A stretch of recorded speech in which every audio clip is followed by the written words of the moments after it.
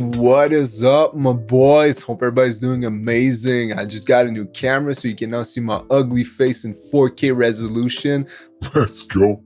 Today I want to talk about compression versus expansion. There's 4 different types of processing. So I'm going to just give you a quick tip so you can differentiate them and understand which is which. Let's go. All you need to understand is that the second word is the goal and the first word is the means to achieve that goal. If it says compression, the goal is to reduce the dynamic range of my signal. If it says expansion, the goal is to increase the dynamic range of my signal. Dynamic range is the difference between the loudest parts of my signal and the quietest parts of my signal. So if I look at this waveform right here, I have this part as the loudest and this part where there's actually nothing happening. This is my quietest part. The difference between these two, so this versus this, is my dynamic range. If my goal is to compress, I'm looking to reduce the difference between this and this.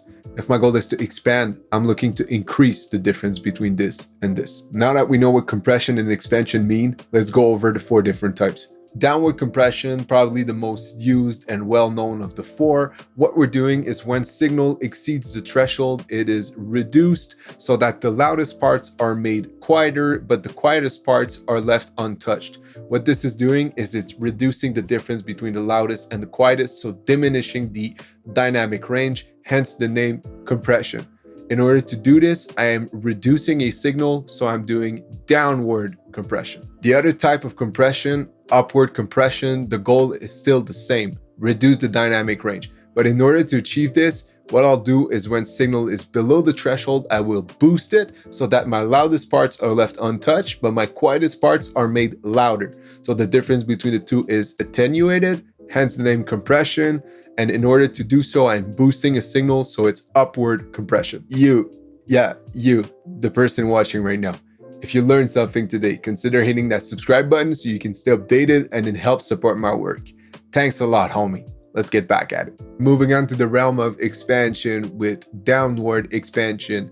A synonym for this is actually a noise gate. So what we're doing is when signal is below the threshold, it is attenuated, it is reduced, or it is just canceled completely, like in a gate. So what we're doing is increasing the dynamic range because this portion above the threshold is left untouched, but the portion below the threshold, which was quiet already, is made even quieter. So we are expanding.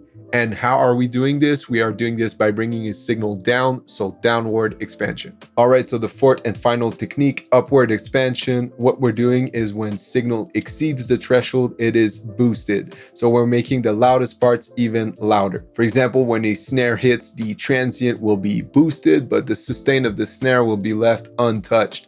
So we're increasing the difference between loudest and quietest. We're increasing the dynamic range, hence the name expansion. And how are we doing this? We're boosting a signal, upward expansion. So that's going to be it for today, guys. Hopefully this was helpful. I will link a couple of articles down in the description to help you understand when to use which type of processing, and go ahead and compress, expand all you want. Cheers, guys.